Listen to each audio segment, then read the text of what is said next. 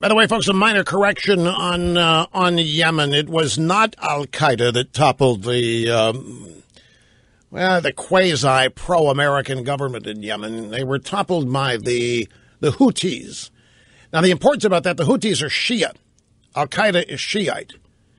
And they claim to be enemies. But it's a distinction without a difference. The point is, the reason that it's important to note that it is Shia terrorists who have taken over Yemen is because they're backed by Iran. And Iran is one of the biggest enemies of Saudi Arabia for a whole host of reasons, not to mention the Shia versus Shiite and Sunni differences, but there are also geopolitical, Iran going nuclear, Saudi Arabia, if anything, pro-U.S. or at least allied with us. And so now Yemen to the south, controlled essentially by Iran, and then Iran to the east of Saudi Arabia.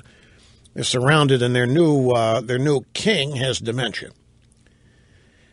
And we haven't even talked about Netanyahu and Israel in all of this. There's Obama is committing more outrages. These YouTube interviews are just, and we'll get to them, but don't worry, before the program ends, you'll hear this. I can't do it all here in the first hour. And I always just follow my interests like you do. So hang in there, be tough, and it'll all be touched upon today. These YouTube interviews that Obama did are just embarrassing. They're funny.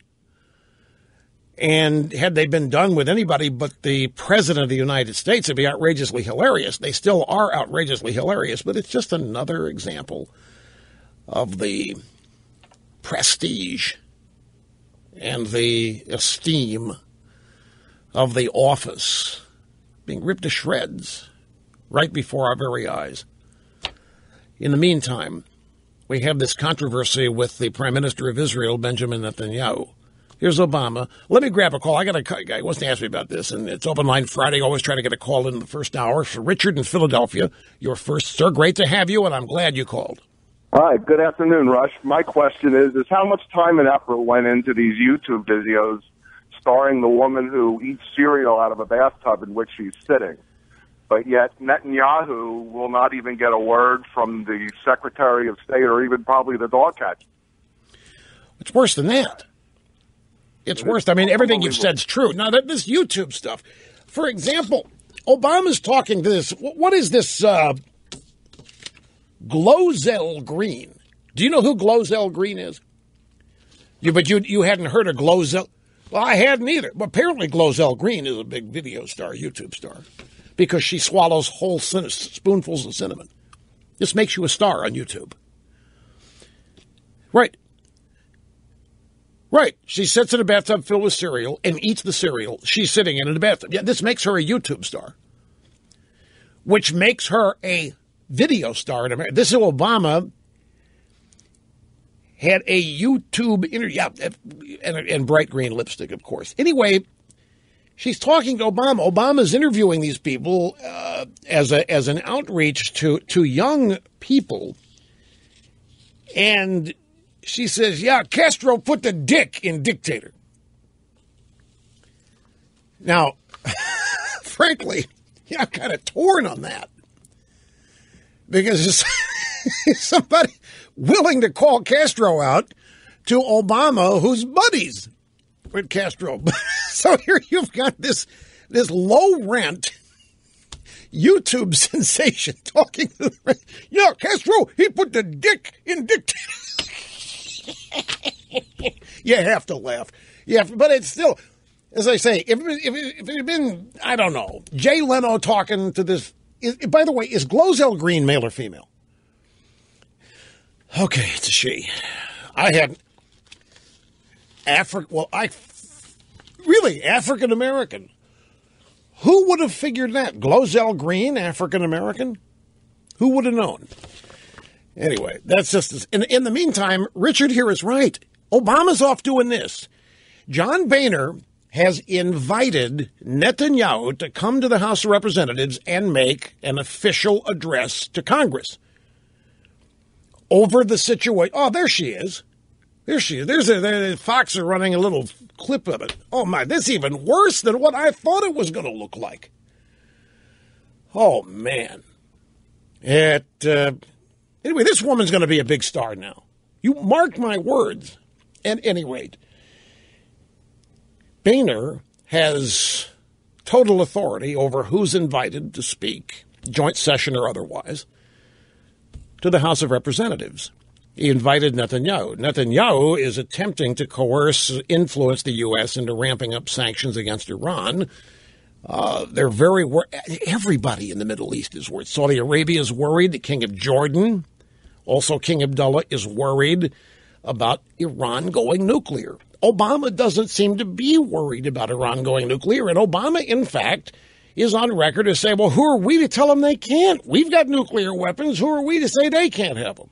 What if somebody had come along and told us we can't have nuclear weapons and we were building ours?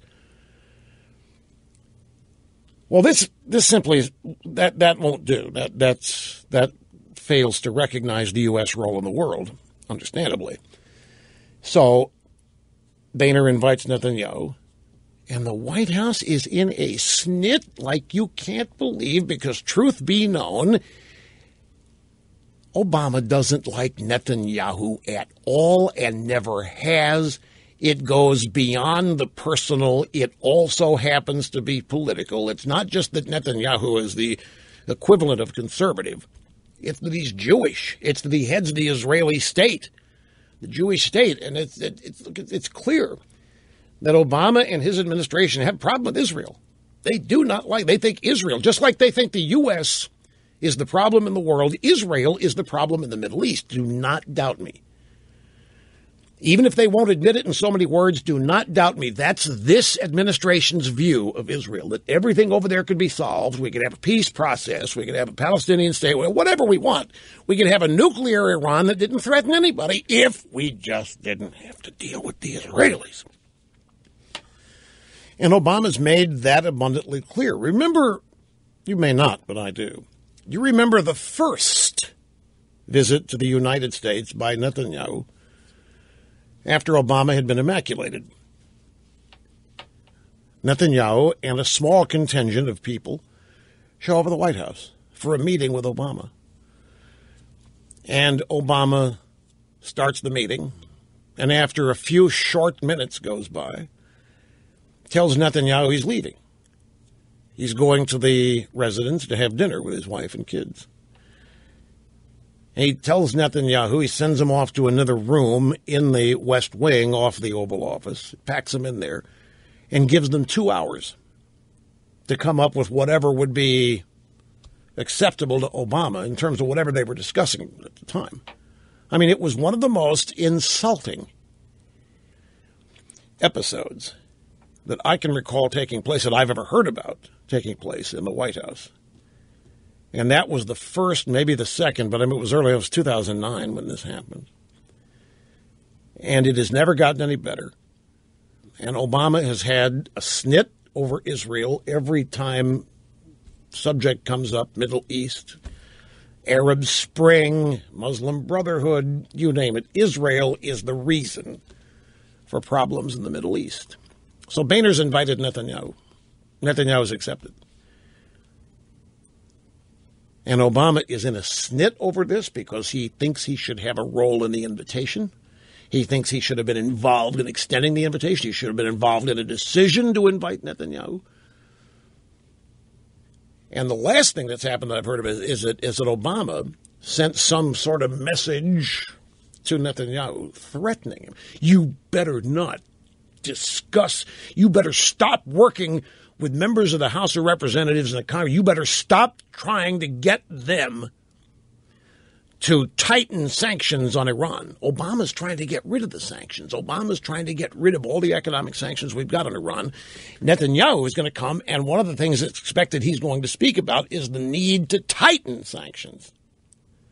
And Obama is about ready to blow a gasket. So in the midst of all of that going, where's Obama? He's on YouTube talking to Glozell Green and whatever else. literally, the Middle East is well, it always is on fire. Flames are getting a little higher than usual now. And par for the course, Obama can't be found. He's off doing other things that are irrelevant and don't matter. He's still campaigning. What is this outreach to young people? What's it all about? He's not running for re-election. What's this all about? Why go on YouTube and interview people or be interviewed by people that would never, ever have such access in the normal ebb and flow? It's got to be outreach to the youth, but for what?